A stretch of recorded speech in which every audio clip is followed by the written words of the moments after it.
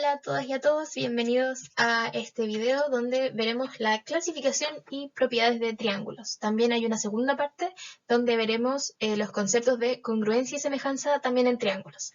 Mi nombre es Josefa Pessoa y soy profesora de matemáticas del Preuniversitario Popular Eloísa Díaz. Nuestro objetivo hoy es conocer los elementos generales de los triángulos y sus clasificaciones, ¿cierto? Cuáles son sus teoremas y cómo se clasifican según ángulos y según lados. También conocer los elementos secundarios y las propiedades que tiene cada uno de estos. Y finalmente, aprender las propiedades específicas de los distintos tipos de triángulos. Partimos entonces con los elementos generales. En primer lugar, ¿cierto? Tenemos los elementos que componen a un triángulo, que son el vértice, ¿cierto? Que son los puntos de unión entre estas rectas que nos forman nuestro triángulo. En este caso, como lo vemos en nuestra imagen, tenemos el vértice A, B y C señalados con mayúsculas. También tenemos los lados, ¿cierto? Que son los segmentos que delimitan el triángulo. Y estos se nombran según los vértices que lo componen o con la letra minúscula del vértice opuesto. Entonces tenemos el lado AB, el lado BC y el lado AC. Y si nos fijamos, el lado A minúscula, ¿cierto? Es el lado que está opuesto al vértice A mayúscula.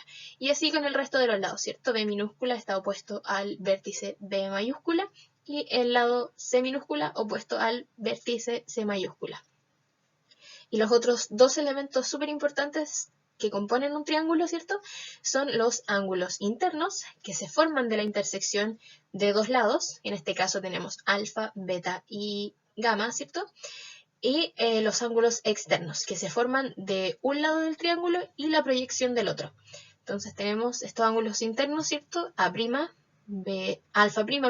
beta' y gamma'. Y de las propiedades y teoremas particulares de los triángulos tenemos la propiedad de los lados, que nos dice que la suma de dos lados siempre es mayor que el lado restante. Entonces aquí, si miramos nuestro triángulo, ¿cierto? Vemos que si sumamos el lado AB más el lado BC, esto siempre va a ser mayor que el lado restante. En este caso AC, ¿cierto? Y así con el resto de los otros dos lados, ¿sí? El lado BC más el lado AC va a ser siempre mayor que el lado AB. Y si sumamos el lado AB y el lado AC, siempre va a ser mayor que el lado BC, perdón. Y el teorema de los ángulos en triángulos, y esto es súper importante, que nos dice que la suma de los ángulos internos va a ser siempre igual a 180. Esto en todo tipo de triángulos, independiente de si son escalenos, equiláteros, rectángulos, todos. Se cumple en absolutamente todos los triángulos. Y también la suma de los ángulos externos de un triángulo va a ser siempre igual a 360. Lo otro que tenemos, ¿cierto?, es que la suma entre un ángulo interno y el ángulo externo adyacente va a ser siempre igual a 180. Entonces, si vemos en nuestro triángulo, ¿cierto?, la suma de alfa más alfa' va a ser siempre 180. Y así con los otros dos ángulos, ¿cierto?, beta más beta' y gamma más gamma'. ¿Por qué? Porque es cierto que si nos fijamos, lo que tenemos es una recta y lo que forman la suma de estos dos ángulos es un ángulo extendido. Y por último, que la suma entre dos ángulos internos es igual al ángulo externo opuesto. Entonces, alfa más beta es igual a gamma', beta más gamma es igual a alfa' y alfa más gamma es igual a beta'. Las otras dos propiedades, ¿cierto? Una es la desigualdad triangular, que nos dice que el tamaño de un lado es menor que la suma de los otros dos, pero es siempre mayor que su resta.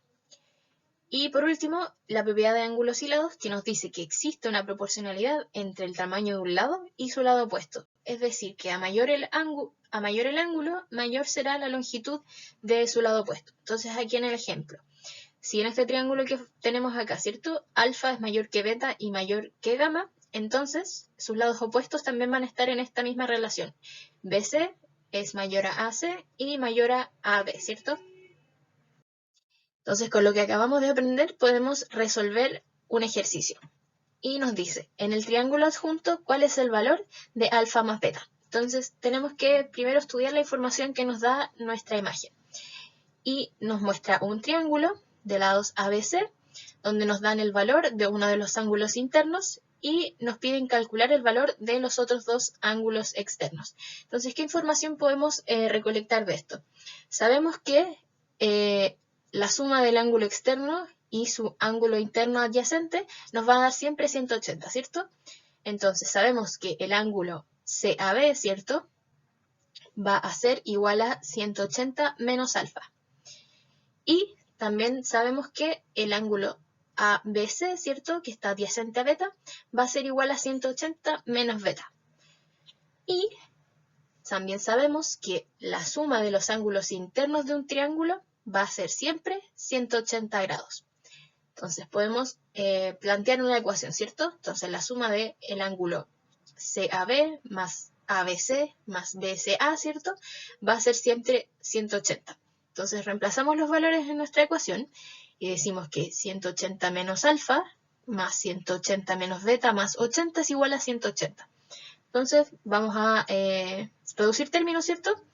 En el lado izquierdo nos queda que menos alfa menos beta más 440, ¿cierto?, que es la suma de 180, 180 y 80, es igual a 180. Entonces ahora vamos a despejar, ¿cierto?, nuestras dos incógnitas y nos queda que menos alfa menos beta es igual a menos 260. ¿De dónde sale el menos 260? Porque el 440 ya está positivo, ¿cierto? Lo pasamos al otro lado negativo y hacemos la resta. Y ahora lo que vamos a hacer es multiplicar por menos 1 a ambos lados de la igualdad para que nos queden los números positivos. Entonces logramos llegar a nuestra respuesta, ¿cierto?, que es que la suma de alfa más beta es igual a 260. Entonces podemos clasificar los triángulos, ¿cierto?, según sus ángulos internos. Tenemos en primer lugar el triángulo acutángulo, donde todos sus ángulos internos son menores a 90 grados. Luego tenemos el triángulo rectángulo, que posee un ángulo de 90 grados, ¿cierto?, y sus otros dos ángulos también son menores a 90 grados. Y finalmente el triángulo obtusángulo, que posee un ángulo mayor a 90 grados, y sus otros dos ángulos, ¿cierto?, también son menores a 90 grados. Luego tenemos la clasificación según lados. Primero tenemos el triángulo equilátero, como nos dice su nombre, todos sus lados tienen la igual medida.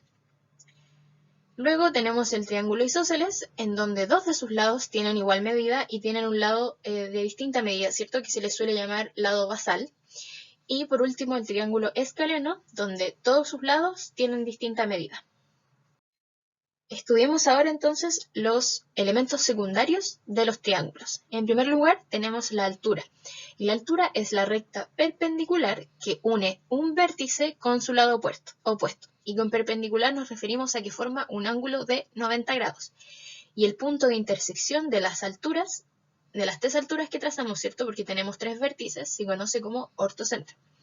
Luego tenemos la bisectriz, que es la recta que divide a los ángulos interiores, es decir, los divide a la mitad en dos partes iguales. Y el punto de intersección de estas bisectrices se denomina incentro. Y este incentro es a la vez el centro de la circunferencia inscrita dentro del triángulo. O sea que si dibujamos una circunferencia dentro del triángulo, el incentro va a ser el centro de esta circunferencia. Luego tenemos la simetral. Y la simetral es un segmento perpendicular que corta el punto medio del lado de un triángulo. O sea, corta en un ángulo de 90 grados el punto medio de un lado.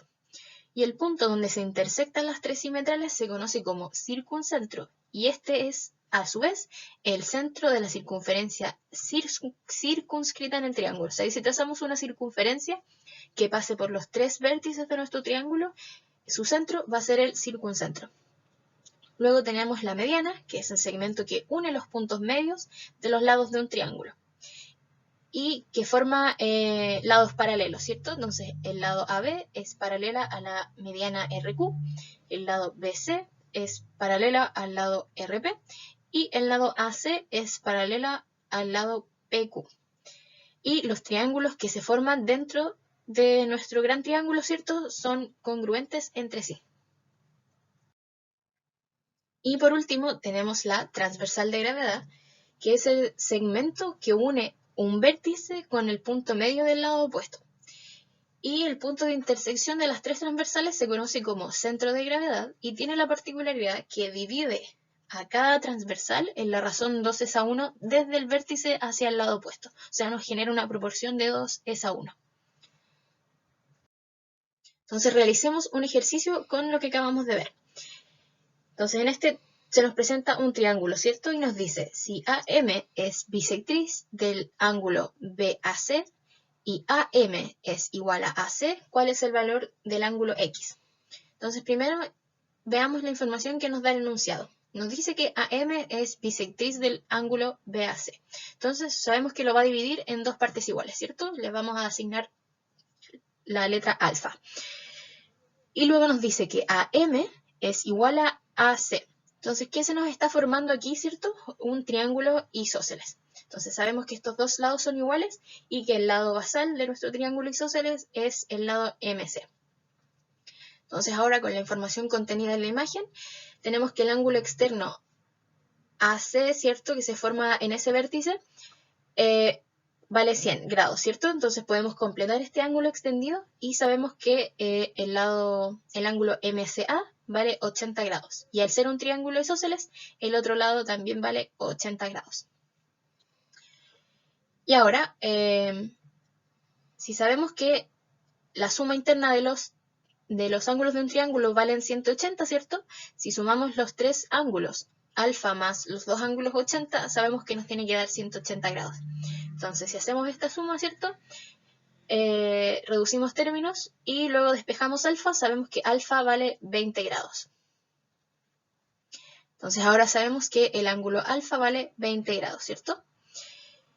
Y también sabemos que la suma de dos ángulos internos es igual a el ángulo externo del lado restante, ¿cierto? Entonces sabemos que la suma del ángulo ABM, o sea, del ángulo X, ¿cierto? Nuestra incógnita, más la suma del ángulo MAB, o el ángulo alfa que acabamos de calcular, es igual al ángulo AMC, que ya lo conocemos, ¿cierto? Que es 80. Entonces, si reemplazamos los valores y despejamos X, llegamos a nuestra respuesta, que es 60. Entonces, primero vamos a ver las propiedades del triángulo rectángulo.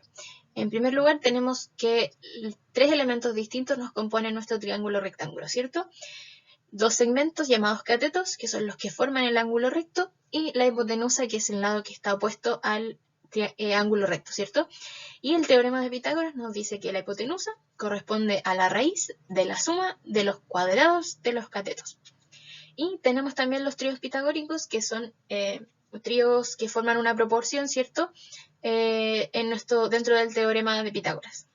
Y finalmente, la propiedad de la transversal de gravedad, que nos dice que la transversal de gravedad, que parte del ángulo recto, cae en el lado opuesto, ¿cierto?, en la hipotenusa, en su punto medio. Y es congruente con los segmentos que delimita. O sea que cae en el punto medio de la hipotenusa, ¿cierto?, dividiéndola en dos segmentos iguales, y la transversal, ¿cierto?, tiene también el mismo valor que estos dos segmentos.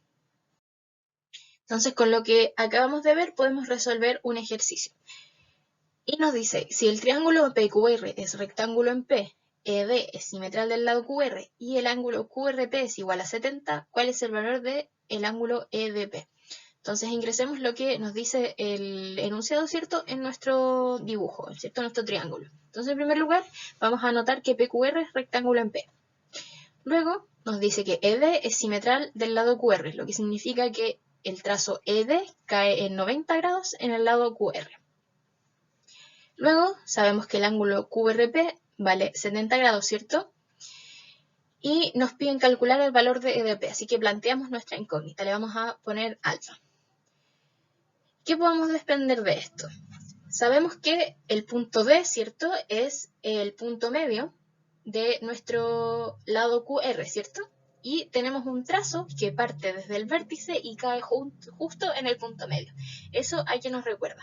A la transversal de gravedad, ¿cierto?, que es una propiedad específica que tiene el triángulo rectángulo. Entonces sabemos que el lado QD y DR son iguales, ¿cierto?, porque D es punto medio. Y como sabemos que el trazo PD es es transversal de gravedad, sabemos que también vale lo mismo. Entonces también le vamos a poner X. Y con esto, ¿qué podemos saber? Sabemos que el triángulo que se nos forma, ¿cierto?, PDR, es isósceles. ¿Por qué? Porque tiene dos lados iguales y un lado distinto. Entonces, de esto podemos desprender que el lado PR es el lado basal, por lo tanto el ángulo RPB también vale 70 grados. Y con eso podemos calcular cuánto vale el ángulo del ángulo restante, ¿cierto? Son 70 más 70, son 140. A 180, ¿cuánto le falta? 40 grados, ¿cierto? Y ahora, sabemos que el ángulo RDP más el ángulo PDE más el ángulo EDQ, ¿cierto? Nos van a formar un ángulo extendido de 180 grados. Entonces, podemos reemplazar los valores que ya conocemos, ¿cierto? Porque conocemos el valor de EDQ y el valor de PDR y podemos calcular así nuestra incógnita. Entonces, reemplazamos los valores, reducimos términos, ¿cierto? Y despejamos finalmente el valor de nuestra incógnita, que es de 50 grados. Aquí tenemos entonces las propiedades del triángulo isósceles. En este caso, el lado AC es igual al lado BC, haciendo entonces al lado AB el lado basal. Y el trazo que parte del vértice opuesto al lado basal y cae en el lado basal, ¿cierto? Es altura, bisectriz, simetral y transversal de gravedad, todo a la vez. Y los respectivos trazos AE y BF son iguales entre sí. Y la otra particularidad que tiene, ¿cierto?, es que los ángulos que se forman en el lado basal, los ángulos internos, son iguales entre sí. Y por último, en el triángulo equilátero, ¿cierto?, sus tres lados son iguales y sus tres ángulos internos también son iguales y valen siempre 60 grados. Y todos sus respectivos elementos secundarios son iguales, o sea, la altura, la bisectriz, sus medianas, la transversal de gravedad y la simetral son iguales. Y por último, las fórmulas de altura y área son siempre iguales para todo triángulo equilátero. Entonces resumamos lo que vimos hoy, que es harta materia, ¿cierto? Aprendimos cuáles son los elementos generales para todos los triángulos y cuáles son sus clasificaciones según sus lados y según sus ángulos internos. También aprendimos cuáles son los elementos secundarios de los triángulos y sus respectivas propiedades. Y conocimos las particularidades que tienen los distintos tipos de triángulos, ¿cierto? El triángulo isósceles, el triángulo rectángulo y el triángulo equilátero. Y a partir de esto también pudimos lograr resolver ejercicios aplicando lo que aprendimos. Así que espero que les haya servido este video, chicos. Recuerden que hay dos partes más, una de trigonometría y la otra de congruencias y semejanzas. Así que espero verlos en el próximo video.